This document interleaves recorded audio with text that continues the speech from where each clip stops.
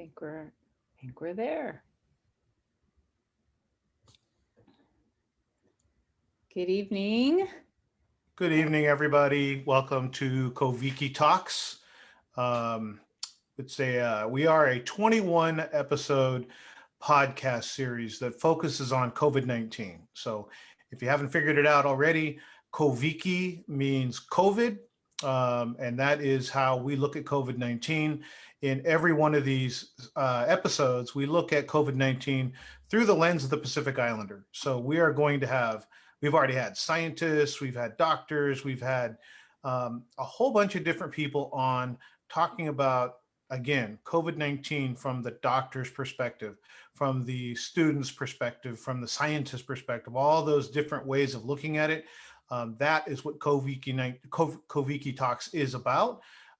We like to get it kind of in a Talanoa format. So we're just kind of talking, telling stories about how we see things. So my name is Carl. I'm with PolyByDesign, and I'm one of your hosts. And your other host is with us this evening, Nackie. Hi, everybody. Nackie is also the founder of PolyByDesign and the FICA broadcast. I am going to introduce one of our guests today. It's Karla Thomas. Karla is a Afakasi Samoan graduate student at USC in the Master of Public Health program of the Keck School of Medicine with a concentration in health services and policy. She's also a data tracker for the NHPI COVID-19 Data Policy Lab of the UCLA Center for Health Policy Research, and a leader of the Inland Empire Pacific Islander COVID-19 response team under the SoCal PI COVID response team. Also working to support NHPI communities in the San Bernardino and Riverside counties out there in the IE. Welcome, Karla. Thank you. Good evening and welcome. Also, one of our panelists this evening is Alina Faola. She's the founder and director of Oakland Pacific Islander Network, OPIN, serves as a youth pastor with a nonprofit ministry, Points of Light, and the high school director with her church, Living Hope Christian Center in Emeryville, California.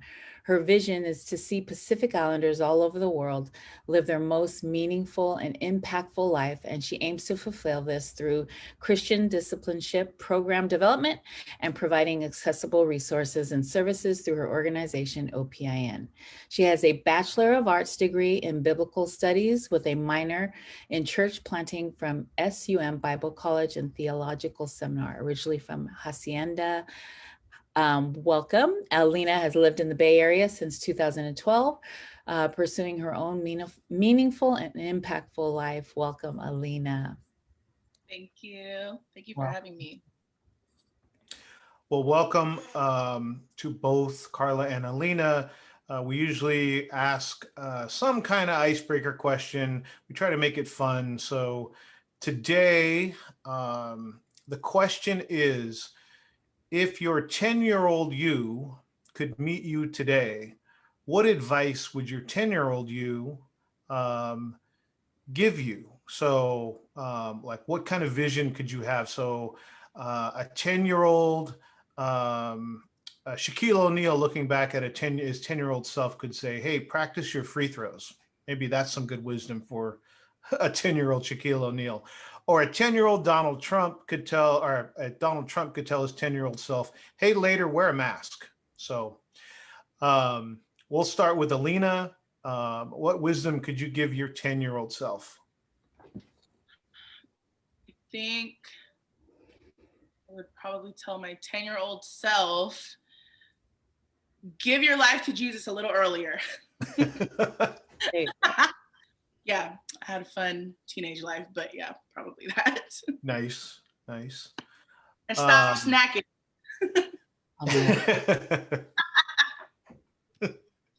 We got the right guest today, Nackie. Yeah, right. How about yourself, Nackie? What wisdom could you give your 10-year-old self? Oh man, I think me too, the snacking, because I snack all the time.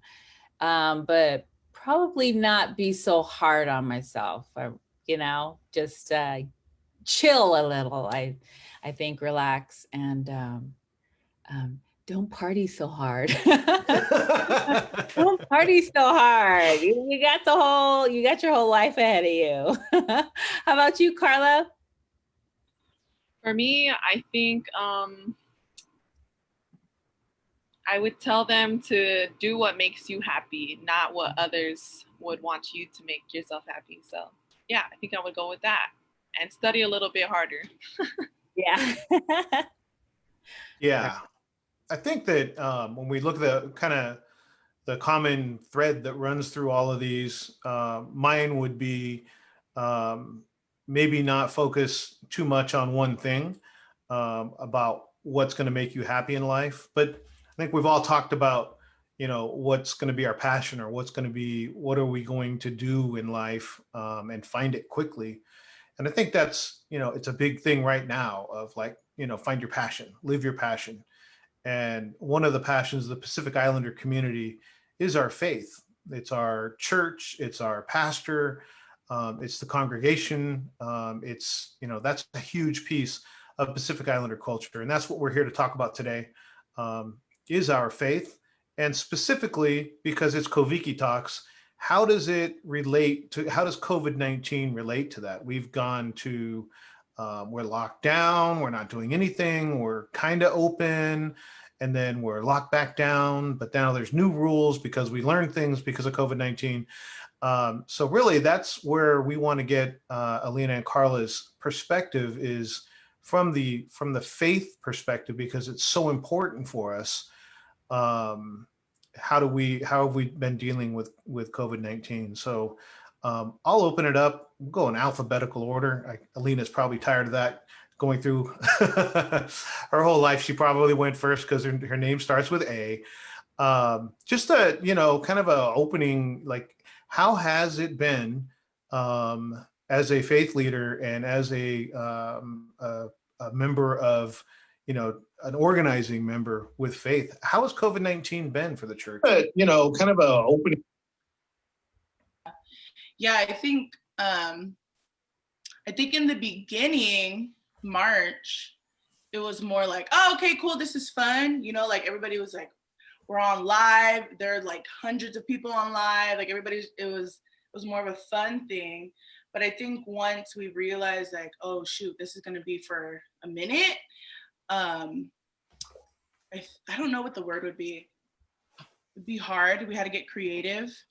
But I think one of the coolest things, I guess, to sum everything up of how it's been, is that it really has brought people to a place where it's like, oh no, it has to be about relationship. Like it's no longer about a church building. It's no longer about how many people we can get to a church building. And the pattern of just going to church every single Sunday, and probably a lot of folks have been doing that for years, where it just became habit, and it's just our routine. But now it's just like, well, we can't go to the church, so it has to be like an actual relationship with God. And so I think it's been really cool seeing how everybody's been responding in that way. It's like, oh, now I have to reevaluate my walk with God. I have to reevaluate my relationships with my pastors. I have to reevaluate my relationship with the community, my faith community. And so, yeah, it's been cool. As an organizer, I think it's been, it feels like it's been rewarding, but also very challenging, and it's definitely stretched. I feel like I could speak for a lot of folks and say like it's definitely stretched me in thinking of creative ways to still gather, and still worship Jesus. Right. Carla and I always talk about how amazed we are is that how people are finding other ways to like worship God, get together, like a lot of churches that now they're online, and there are a lot of old school, pastors that are figuring out how, now a lot of them are using their phones to go live on Sunday where they never have, or a lot of churches are getting a media team together to make a big production. And then people just being home trying to figure out their inner self, right? And figure out, man, I've got all this time. And I love that a lot of people are starting to work on themselves, figure out, okay, I can't work. What else? There's a lot of entrepreneurs have come out of this pandemic, right? So I think it's awesome that people are starting to figure out things. We're thinking outside the box, right? Thinking outside the box. And like White Sunday for a lot of Pacific Islanders, that's when the kids take over the church. You know, the kids say a memory verse. All the families of the church, they can't do that now. Go physically to church. Some are starting to, down south, Southern California, they're starting to gather, right? But to still continue to social distance. And then the churches that don't, I've noticed that some churches are having White Sunday online, you know, so the kids are still dressing up in their white clothes and getting in front of the computer. So it's awesome. Yeah. Everybody's getting to be creative. So It is very beautiful. It's beautiful. And Carla, what about you?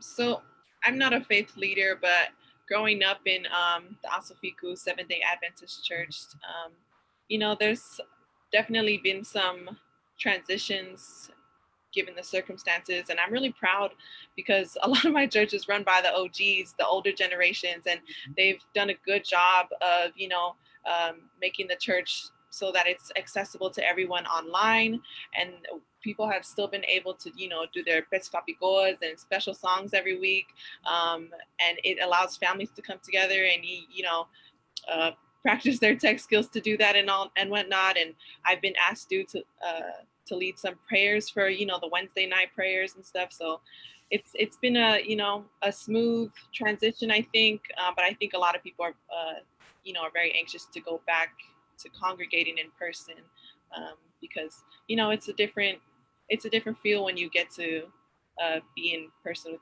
you know, your faith community, and especially worship.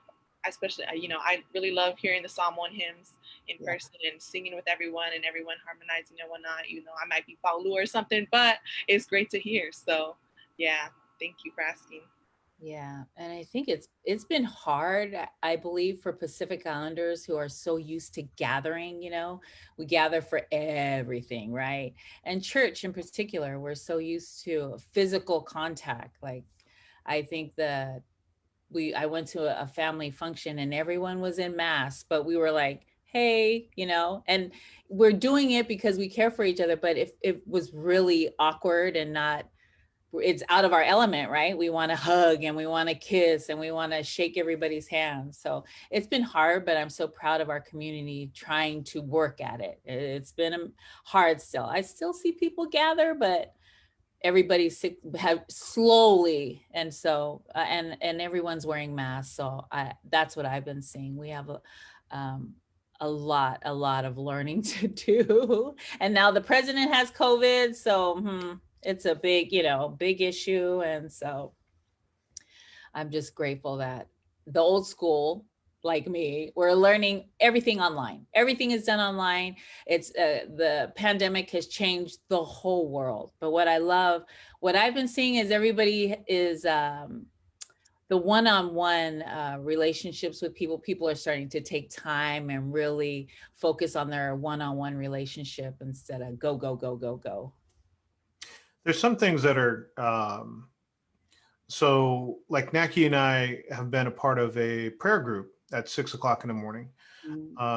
And so there's pieces of it that almost brings more focus into the spirituality, because you're looking for, like, I can't get there on Sunday.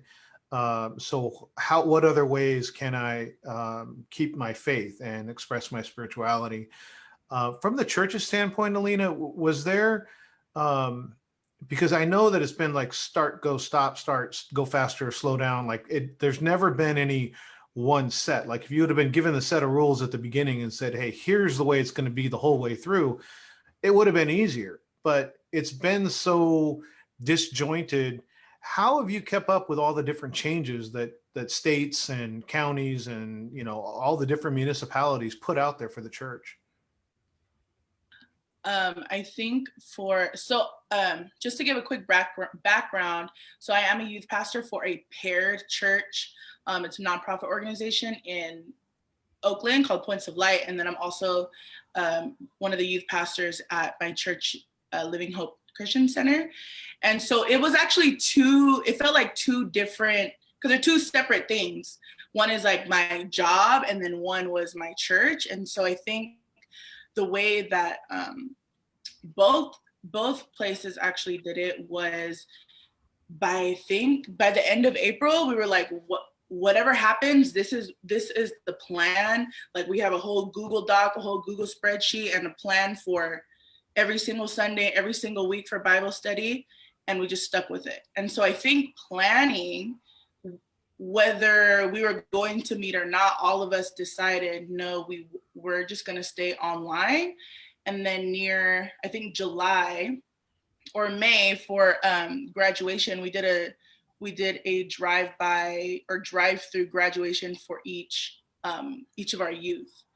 And so that actually started more of like a social distance home visit with our youth.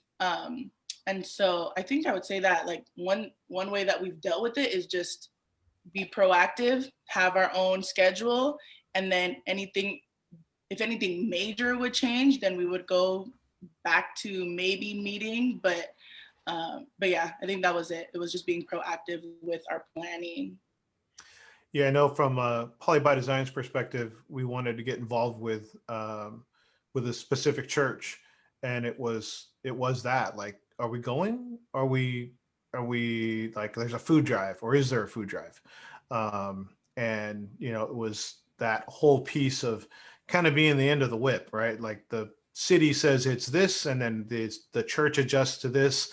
And then at the other end, you've got the congregation that's like looking at their phones or looking at emails, trying to figure out, like, how am I showing up this week?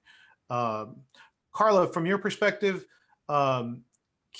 staying strong in your faith and your spirituality through COVID, has it been difficult from your standpoint? Because I think for Alina's standpoint, from the look of an organizer, it's different because they're trying to stay ahead of so many different things. But as a member of the congregation and just a member of the PI community, how has it been for you to stay strong in your faith?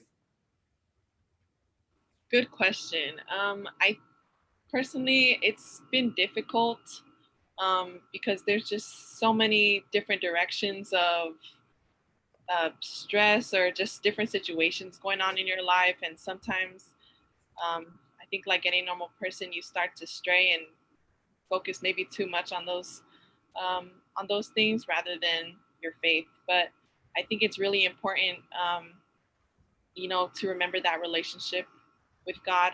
And thankfully, I have a really strong matriarch. My grandma prays so hard each and every day, and always tells us, even though we don't have church, come over to their house and do worship together for an hour or something. And that's kind of been the way where I've been able to stay strong in my faith, is because my family practices it so hard. And so they're always encouraging us younger folks to, let's do loku together and sing some songs together. So that's really been what's been, holding me down throughout this pandemic. Have you noticed, I know Nackie probably has some perspective on this too, when this first started, and it wasn't by choice, but there was times where we would get done with our FICA podcast and go, wow, we spent like 30% of our time talking about prayer group, talking about Bible study, talking about, finding ways to practice the faith. And it wasn't by design. It was just, it seemed like that people kind of rallied around, the community kind of rallied around the church because there was so much unknown, so much uncertainty. Nackie, I know we talked about that. Did you notice that, not just with yourself and our show, but that it seemed like people got more spiritual because there was so much uncertainty as to what was going on? Right. Right. I think that people are looking to their faith for answers because of this pandemic, and we are not sure. And then to hear the stats of Pacific Islanders have the highest rate, so to hear that is scary. And of course, because we're PIs, we turn to our faith. We always turn to our faith for everything, right? And so I'm noticing that a lot of people are turning, like, and me, before we go to bed, I'm reading scriptures out of the Bible, and I've never done that before, but only that I'm finding because of the pandemic, I'm home more and I'm giving more time to find myself spiritually, right? So I find that's happening a lot more because of the pandemic, and people are not sure of how long is this going to go on? Is there going to be a cure soon? And when we've talked about that here on Koviki Talk with Dr. Ayung and Dr. Samoa. So I think that our community being unsure of what's next, are we going to continue to be home? And then we're finding a lot of elders, are spending more time, the kids are spending more time with the elders, trying to find themselves. We're more involved in our culture now, like, where did I come from? Why was I named this? I've noticed my kids are asking, because they're home now, more questions about their culture and about, my parents. Where did they come from? What village are we from? So there's a lot of bad things about the pandemic, right? But I'm finding there's a lot of good coming out of the pandemic. We're starting to, figure out ourselves, figure out our religion. What does God mean to me? Is there a God? Why are we questioning? Just so many things going on. And I love that the PI community is starting to talk about religion, what it means to us, why the pandemic is happening, and getting involved. And it's crazy because our numbers are so high. And I think Karla will talk on that it's important for us to find ourselves spiritually and to figure out, how am I going to prepare for myself, my family during this pandemic? I went left field on that, but there you go. I'm going to keep it out there in left field. Yeah. Koviki Talk is brought to you by Pacific Islander Center of Primary Excellence, PICOPSI.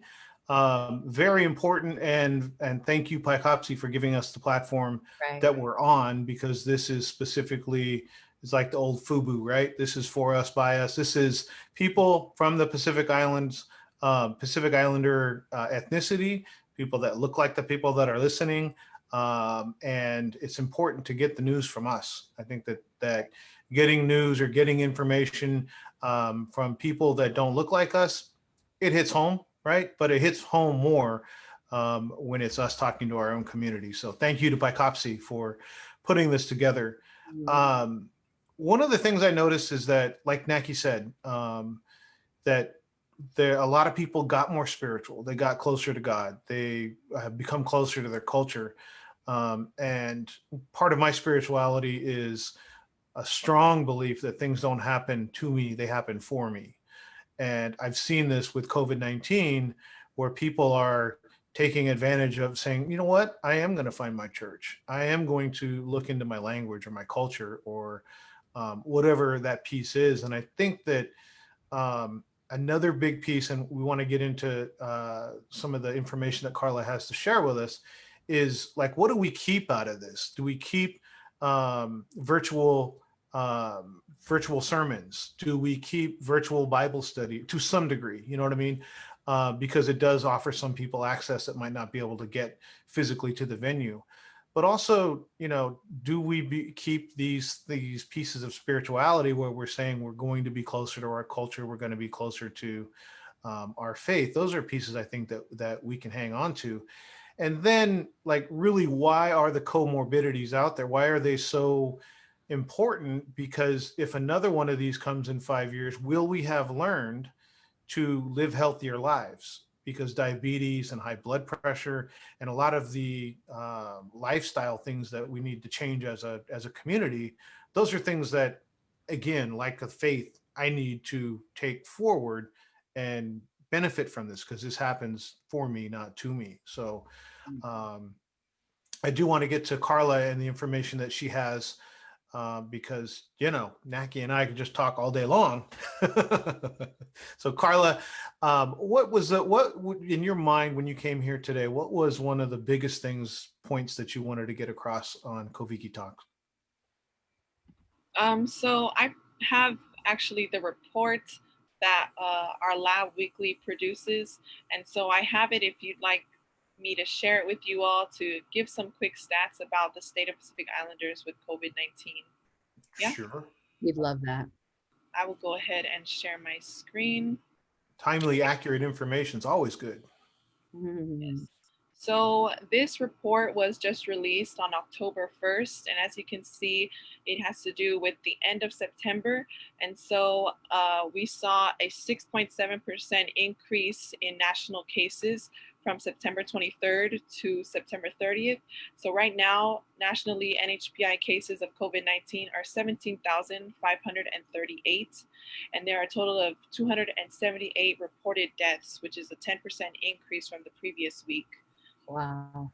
On this next slide, here I have 9 states that have some of the highest rates of COVID-19 for Pacific Islanders when you look at it per 100,000, which makes the data comparable to other racial groups. So I'm going to zoom in so you all can see a little bit better, but NHPI is in the dark blue line for each of these states. And as you can see, our community has the highest case rates out of all known racial and ethnic groups, beginning as far back as May. We can see here in Arkansas, and that goes back to May, California as well. And so, it's very disheartening to see that we make up such a small percentage in each of these states, but unfortunately, we do have some of the highest rates of infection.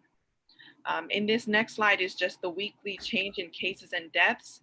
And so just some notable things, I think we saw a 47% increase, which was the highest increase out of all states in Wyoming. And Wyoming is right here from 17 to 25 cases. The second highest increase in that week was 45% in Alaska. And Alaska went from 269 to 389 cases now. Thirdly is a 21% increase in Hawaii. Hawaii has over 2,000 cases, and now they currently have 2,691 cases. And then the next highest increase of these states is Idaho, from 96 to 114 cases. Wow. So it is very, there's a lot of changes going on, and we're still seeing an increase in each of these states, some zero, but definitely no decrease in these cases. So I urge our community to continue to wear masks. Here, again, is just the summary of the NHPI case and death rates, also with the ranks. So it just ranks the different rates out of all racial and ethnic groups. And as you can see, NHPIs are in the top 5 rankings for every state where disaggregated NHPI data is available. So we're mostly number 1 for case rates out of all racial and ethnic groups. We are seeing the highest, the fastest rate of COVID-19 cases out of all these groups.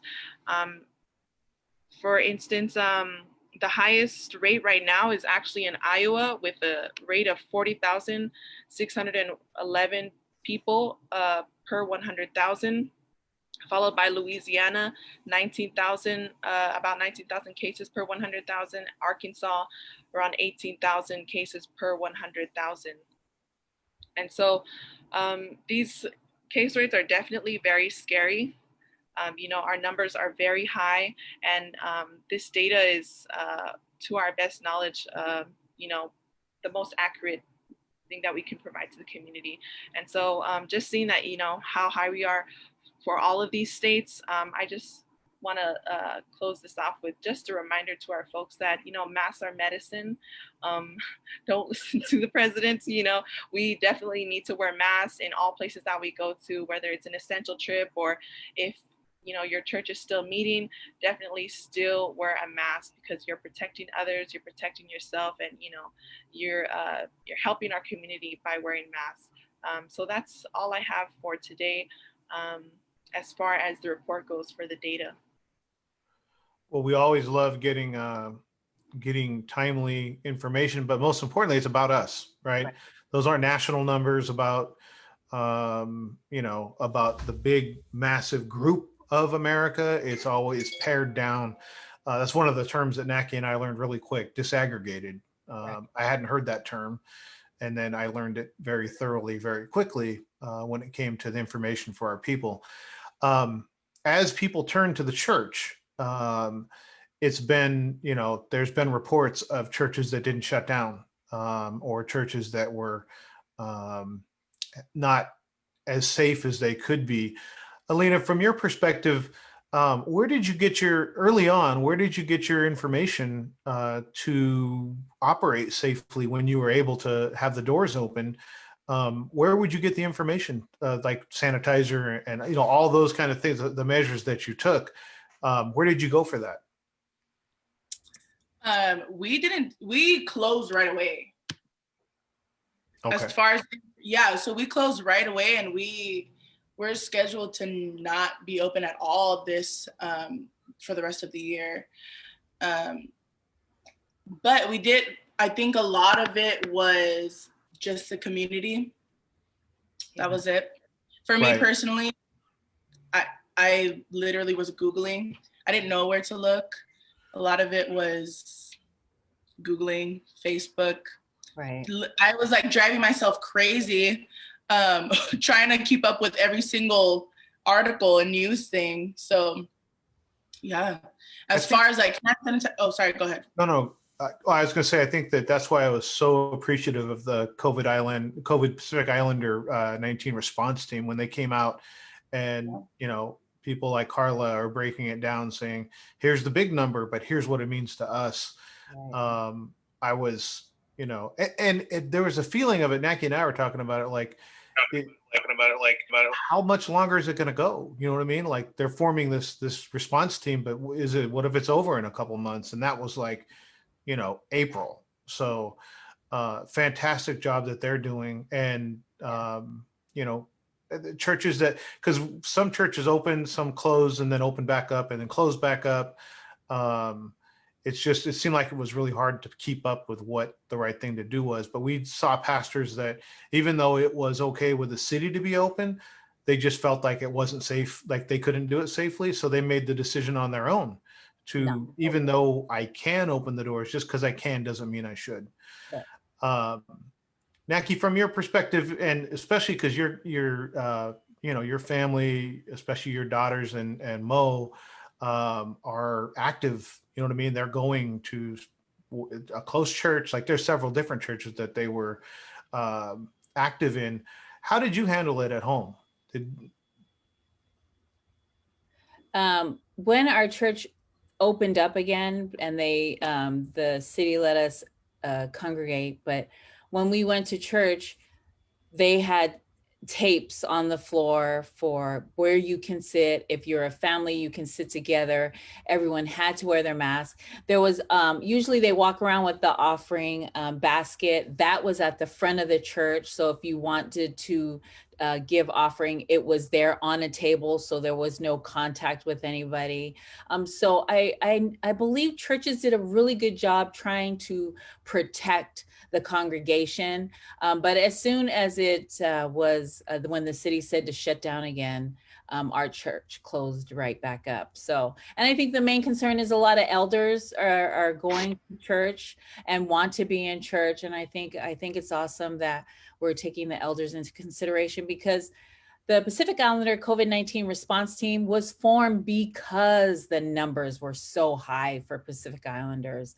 And so I think it's sad that had to happen, that we had to create our own response team because the numbers were so high. But I'm also grateful that we get accurate numbers from Carla and the rest of the team. And Carla, people are asking for your slides, so maybe if you can share them, we'll post them on our social media so people that are watching and also everyone can get the numbers. That would be great. So one of the questions we've seen was how are faith leaders mitigating marital issues during this time? Are youth experiencing an increase in domestic violence? Yes. Okay. As far as marital, I wouldn't be able to speak on that.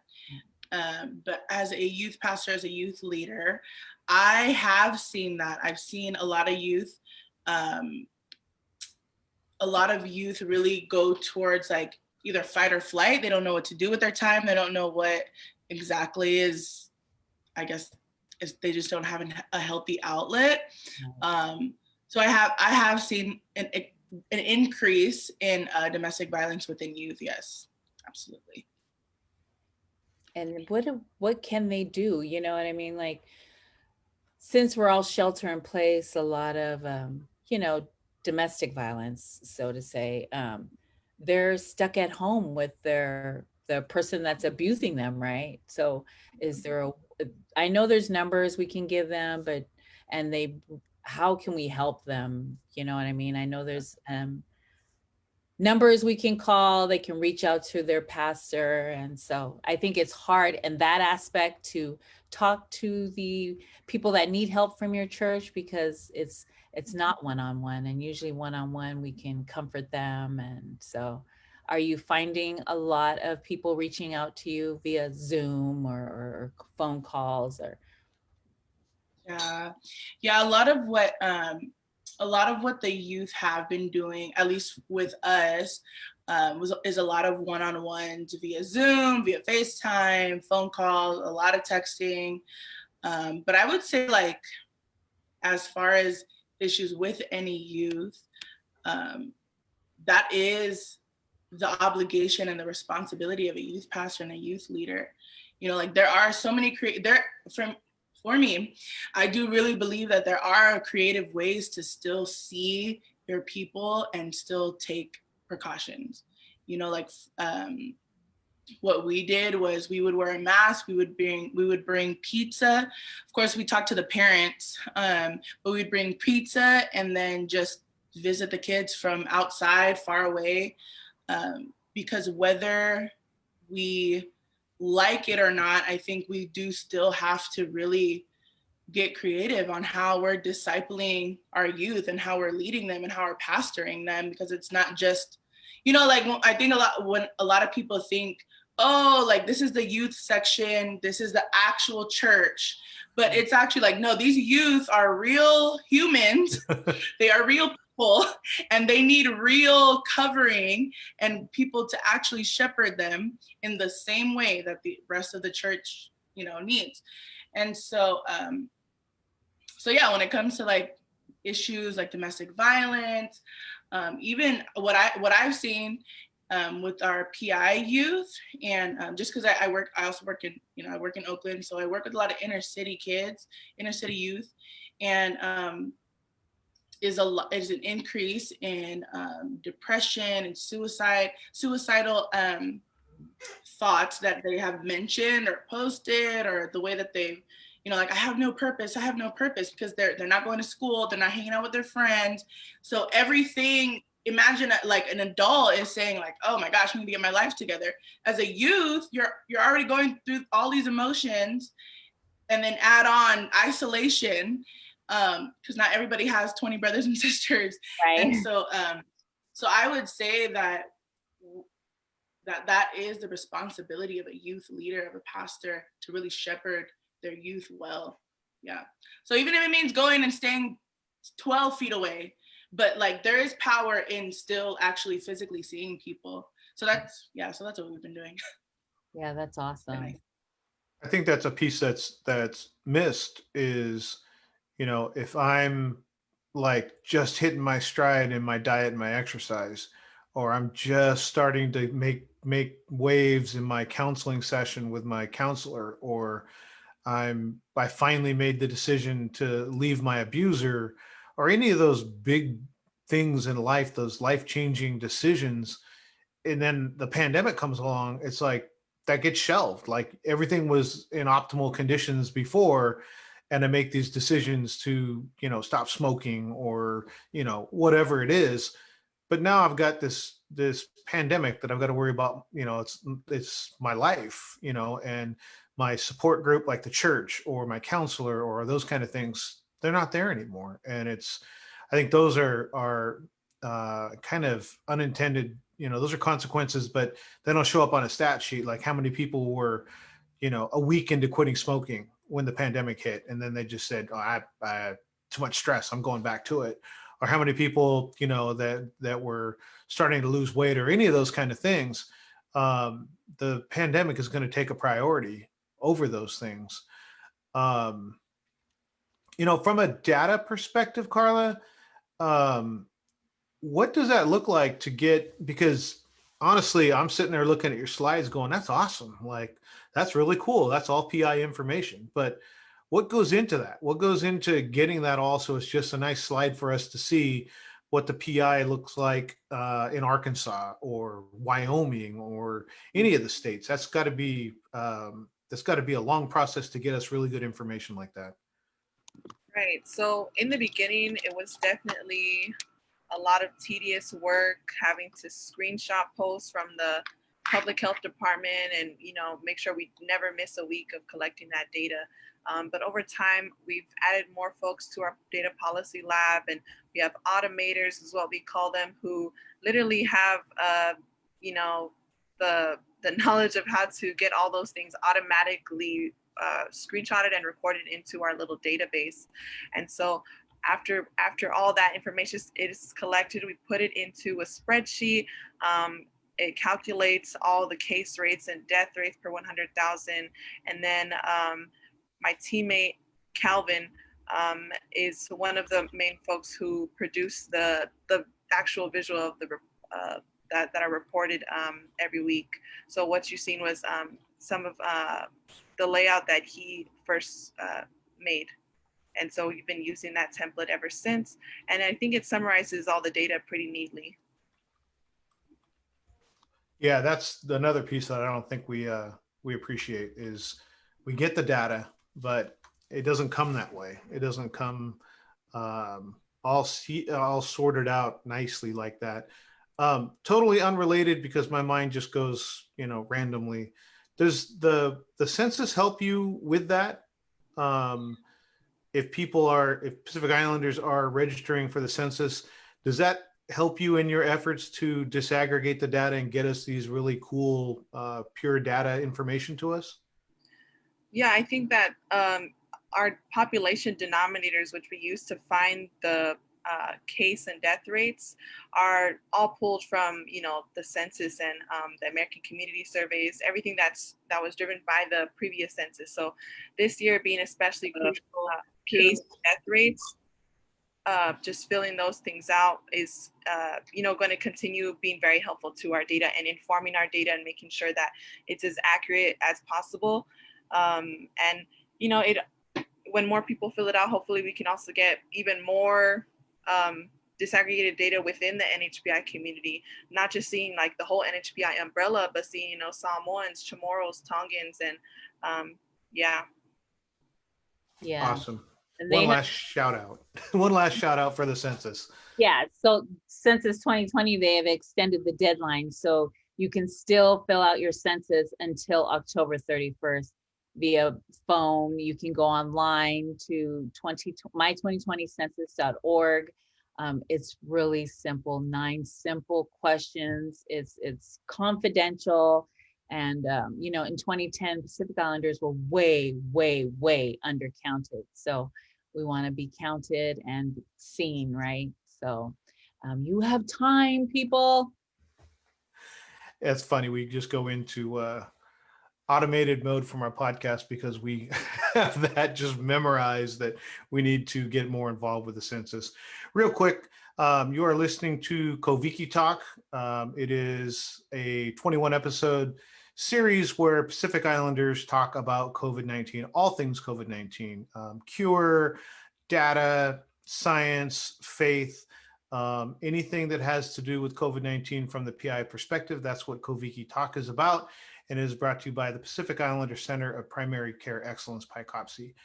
Nackie, do we have, I had a question and I started reading our brought to you bys, and it passed me by.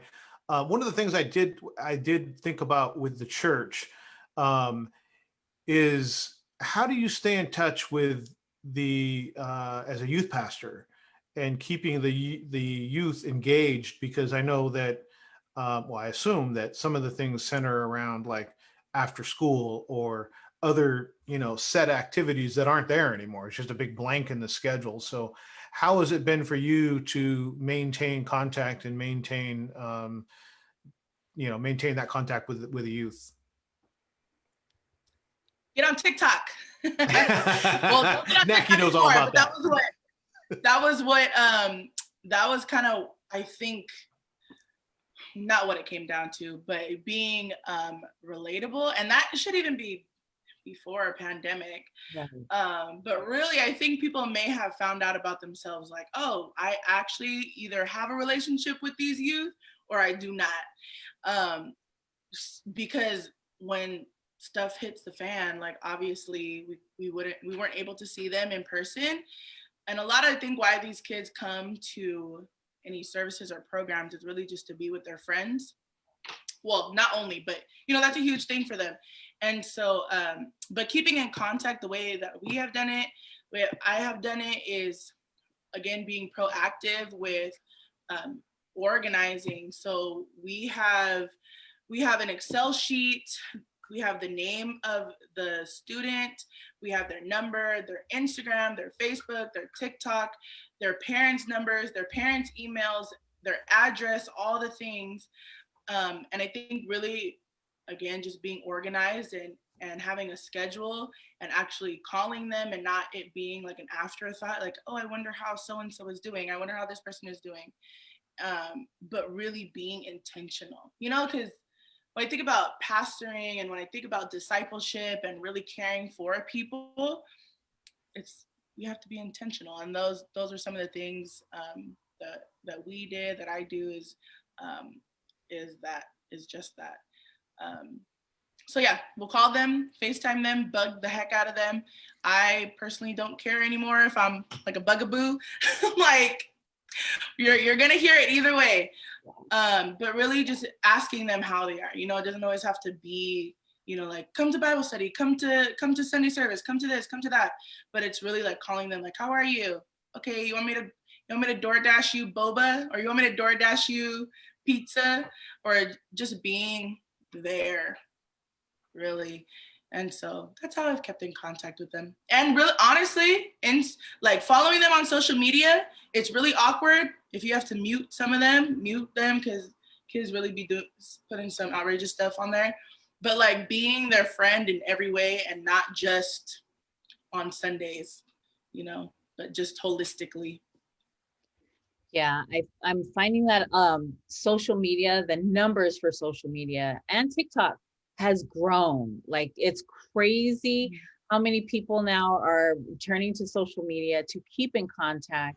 A lot of churches are on social media now. They also have, they created mental health pages for their youth and for the other members of the church, right? Where the pandemic has caused depression because people are stuck at home, and some people that live alone can't, socialize like they're used to. So I think that I'm grateful to see that we are online. Like, my mom is going to be 75, right? And she's used to she's a social butterfly. She'll get in her car and go talk to everybody, and she can't see everybody now. So she's created a Facebook account, right? So now she ficas on Facebook. She's like, did you know so-and-so went here and so-and-so is doing this? But she loves it, right? It's keeping her busy. It's keeping her busy, and she's getting to see, social media has been a blessing for a lot of people. And so I'm grateful to see and catch up with people. Sometimes I see, like you said, Alina, I'll go on and I'll see somebody is talking about a bad day. So then I'm like, oh, I would have never known that had they not. So I'll give them a call. Hey, how are you? Hey, what's going on? I seen you, are you having a bad day? So, and I think a lot of PIs have lost a lot of family members to COVID-19. And I'm seeing it, unfortunately, I've seen it pick up, the numbers pick up. I'm knowing more and more and more people who have caught COVID-19. And so I'm more than ever, I really push we're going to do what we're going to do, right? But more than ever, I'm pushing for our people to really, really wear a mask, really protect yourself. And Dr. Was it Dr. Fuimono said, to love yourself, to love thy neighbor, wear a mask. So that is always stuck with me. So is there an increase in substance abuse and suicide? Have you seen, or anybody, like stats, Carla or Alina? I do not currently have any stats on that. I was trying to look over some as I saw the question, but fortunately I don't. But I can't imagine, like you said, about just the number of deaths we're seeing in the community.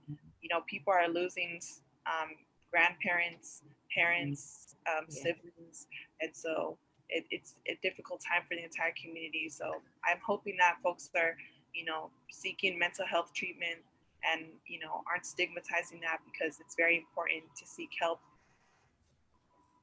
Yeah, I think that was one of the problems early on, because our community is so do you know, right? So I think I heard that early on, but do you know anybody that has COVID? Like, I heard that a lot. Like, I see these stats, but like, I don't know anybody that got COVID. And then that all changed. Like, it changed, and it changed in a hurry. Which really surprises me, Carla, like when you had the stats that we continue to go up. Right. I thought that once the word of mouth, like once we started saying, yeah, like my cousin passed away, or my uncle passed, once those started going through the community, I figured that, it would slow down, or it would at least level off, but it's just not the case. And to me, that means, and my thought is that the best way to stop the spread is social distance, right? If you're not around people that have it, it's going to be the best way to get it. If you are, stay socially distanced and wear a mask. But I think that really, and Nackie called this from the beginning, it just has to do with how much we like to gather. We like to celebrate, a graduation. Like, a graduation for a Pacific Islander doesn't look like a graduation for a lot of communities. You know, a wedding, a bridal shower, any of these things, they're huge. There's literally could be hundreds of people there. And I'm thinking that is probably why the numbers don't tail off. But I was surprised once everybody started to know somebody or hear somebody, or that, I thought really that it would level off, but it hasn't. Carla, from the data perspective, are there other ways that you're trying to chop the data up, or is this because it looks like, I don't know how it could get any better, but is there any other things that you're trying to do with the data? I mean, our data is definitely limited on a national sense, because not all 50 states and territories are release NHPI data. And so we don't have a full scope, a full picture of how this pandemic is hitting hard, how hard it's hitting our community. So right now, only 19 states are disaggregating data. And so that means, less than half of the country has a story right now, as far as the statistics go. And so I think just the remaining piece, I think that we have what we want, but it's a matter of expanding it to, get a more full picture of everyone in the country, because we know that our people are everywhere, right? We have it's been a long time that the diaspora has been here. And, I was surprised to see data in states like Iowa, Louisiana. I was like, dang, it's out there. Yeah. No offense to anybody who's actually out there watching, right. But I was surprised. And so, it makes me think, man, there's just so many other places that have not been given that justice. And that means that NHPIs are not being given resources because people aren't, the public health departments and the state aren't seeing the data and the numbers. And so, I would just really send a message to folks in any of the states where, if you're not seeing NHPI data, I would highly recommend to you to, organize, mobilize, and advocate for our community to be seen on, on these data reports. And for someone like me who advocated for that in my community, Riverside County was not disaggregating NHPI data, but we were able to get it in with folks, and they started disaggregating data the next day that we requested, and it was like so easy for them to do it. So it is possible, and it's a matter of like an on and off switch, but unfortunately we do have to be our own voice to advocate for those things, because it matters. Great point. I love the mobilize and advocate, because that's how we all start, right? That's how all the groups start, is we start getting around people that have the same thoughts and the same desire to, do whatever we can do to lift our people. The hour has flown by. I want to make sure that we give opportunity to both of our guests, Karla Thomas and Alina Faola. If there are any points that you didn't get across or ones that have come up as we've gone through this very short hour, I want to give everybody the opportunity to get out whatever you got to get out. So let's start not in alphabetical order. Let's start with Karla. I think I pretty much got across what I'd like to, just as far as I would really like to see more of our folks, maybe just if you know of your community, of our community organizing in your state, join on, because we definitely need more hands around the work. There's such a limited capacity, but our community is so big, and there's a lot of ways to, advocate from your home. I've been doing it from my computer, and it's extremely easy. It's accessible.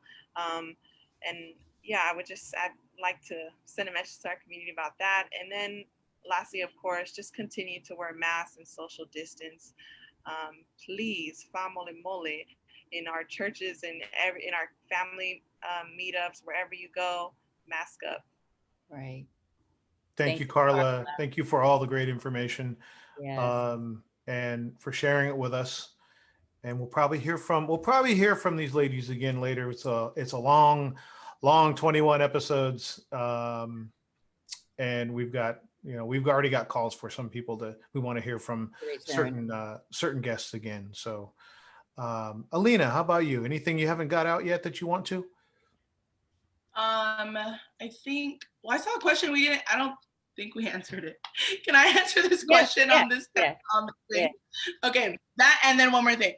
Sure. It says, an anonymous person asked, some faith leaders have mentioned feeling additional stress due to the current restrictions around contact, but also having to oversee the funerals of many community members. And since faith leaders are always looking after others, what can be done to help faith leaders during this time? And so I am not a senior pastor. Just to make that very clear, I'm not a senior pastor. As a faith leader, though, I do want to encourage faith leaders to be in fellowship with each other, and to really, if you can, get under the discipleship of a mentor, because I think we might get into a place where it's like, I'm a senior pastor, like I don't really need, this or that, but we all need accountability and someone to also spiritually cover us. And so, because yes, I have seen that. Everybody is like, oh my gosh, the world is ending. I need to give my life to Jesus, or just get my life right. And so that is a lot of stress. And so, yeah. And also be very kind to your pastors. They are doing the best that they can. Please be kind to them. I feel like I could say this because I am not a senior pastor, but yes, be kind and submit to them, and check up on them. Send them some DoorDash dinner. And I think the last thing is this weekend we did our second virtual worship night, Pacific Islander virtual worship night. And so right now we have like 4,000 views on the Facebook Live, and there were like 100 people on the Zoom. Yeah, and so I just want to encourage you guys, if you do not have a place to worship together, we're doing that virtually with a lot of PIs. And so it started off as something very small, so I didn't think that it would get big like this, but I just wanted to offer that too as something, that's also available. We just bring a whole bunch of worship leaders together, have a quick 10-minute speaker, and then worship. Yeah. Thank you So thank you so much for having me, though. Thank you, Alina. so much. Nackie. Next week, we'll have part 2 of the vaccine Seeking Wisdom. I believe it's Dr. Pati Young and Dr. Reno Samuel will be back with us. Koviki Talk. Thank you so much, Carla. Thank you so much, Alina. I'm sure we'll be getting back to you and asking you to come on again. So thank you so much for joining us for Koviki Talk. Join us next week, Koviki Talk at 5 p.m. Again, thank you to Picopsy for this amazing opportunity. So we will see you next week. God bless you and wear your mask. Thanks, ladies.